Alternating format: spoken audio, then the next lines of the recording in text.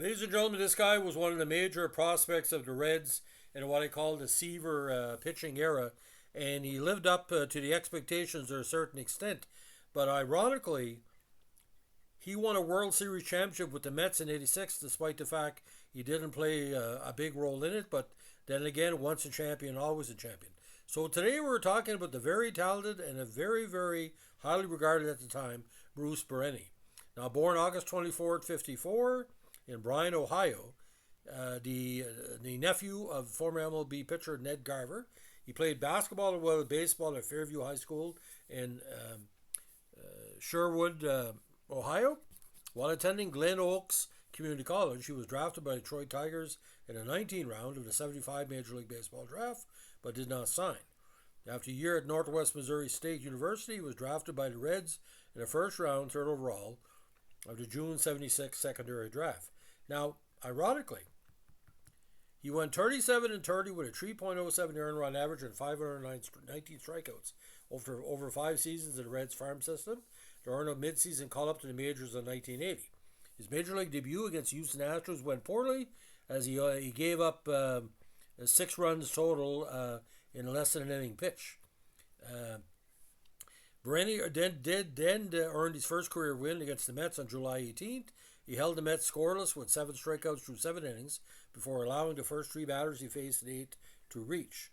The Mets had pushed a run across and had runners on first and third when Berenyi exited the game in favor of Tom Hume.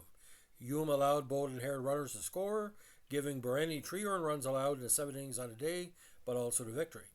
Now, young starters Berenyi, Soto, Frank Pastore, and Mike Lacoste, behind veteran future Hall of Famer Tom Seaver, pitched the '81 Reds to a Major League best 66-41 record. However, because of the split season format, the Reds did not win the first part of the division or the second part, therefore out of the playoffs. Now, it was 4-2 with a 5.01 ERA when he pitched a 1-hit shutout against the Expos and lowered his ERA to 4.31.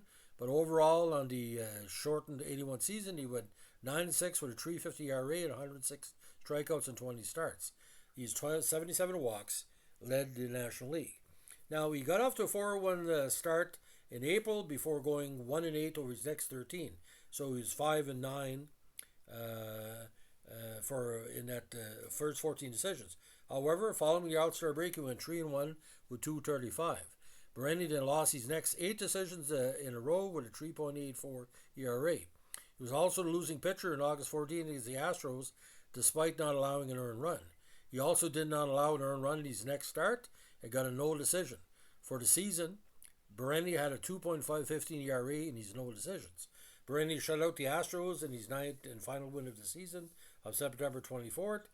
That league-leading worst 18 losses for a Reds team had to be put in perspective because they were last in the major leagues in scoring with 3.36 runs a game and slugged only 350 and lost 101 games. So he was the most consistent starter of a very inconsistent team. After an 83 season, saw Berenyi go 9-14 with a 3.86 ERA. He began requesting a trade, but he went into the '84 season still with the Reds. In the second game of the season, he pitched 6 strong innings, allowing 2 hits, but the Reds did not score any runs. On May 5th, Berenyi faced 5 batters and failed to record an out in a start against the Phillies. On May 19th, he faced 5 St. Louis batters and failed to record an out.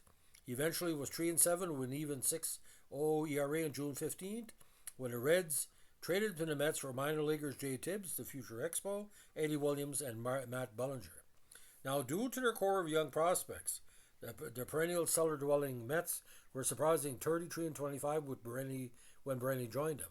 The Mets released veteran Mike Torres in order to make room for Berenyi in their starting rotation, a very controversial move, making Berenyi the Mets' oldest starter at 29. When he lost his first Mets start, he rebounded his second, pitching 7 shutout innings against his favorite opponent, the Expos, before handing the ball to Doug Sisk. As a Met, Berenyi went 9-6 with a 3.76 ERA. Despite Berenyi only being with the Mets for half a season, '84 turned out to be the year he made the most appearances with his new club. In his first start of '85 against Mario Soto and the Reds, he pitched 7 innings of 1 hit, 1 walk ball. He pitched 2 innings into his third start of the season before being lifted with shoulder pain. He would undergo arthroscopic surgery that would sideline him for the remainder of the season. Now, the Mets took a slow approach with him In 1986, he made 4 appearances out of the bullpen, pitching 5.1 innings before making his first start. Berenyi would make 14 appearances for the eventual World Series champion Mets, going 2-2 with a 6.35 ERA before reassigned to AAA Tidewater Tides in July, where he was 2-6 with a 6.61 ERA. He did fail to make the postseason roster with the parent club, but was awarded a World Series ring by the Mets, which he later sold at auction for the high price of $15,000. The Mets eventually released Berenyi following the '86 World Series. He signed as a free agent, get this, with the Expos prior to spring training '87, but failed to make the club. So, 44 and 55 career-wise, 4.03 ERA, 1,402 games, 131 starts, 4 games finished, 5 shutouts. He gave up only 32 home runs in those contests, pretty good, and a strong fielding percentage of .977. So I do remember, like I said, there was a lot of plug in this guy with Cincinnati because he felt he was a workhorse. He could easily win 15 or 20 games. But he was playing for a Reds team that was, really, really terrible. What he called the post-bench years. And those are the last years of Cincinnati before, again, he won the World Series in 1990.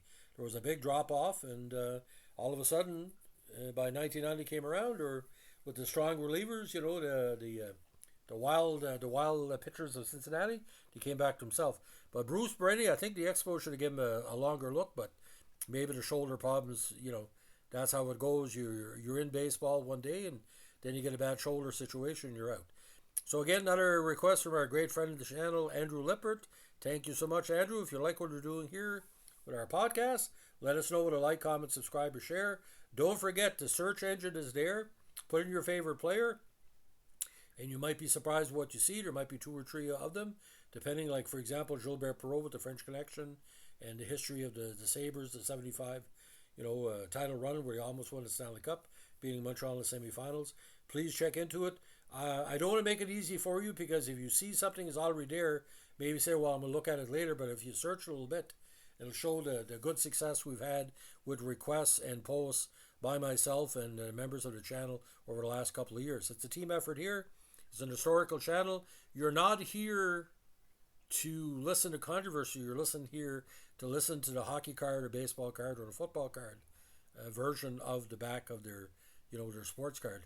We want to give you as much information as possible from different sources. And if you enjoy it, tell your friends. If you don't like it, don't tell nobody. Have a good day. Bye.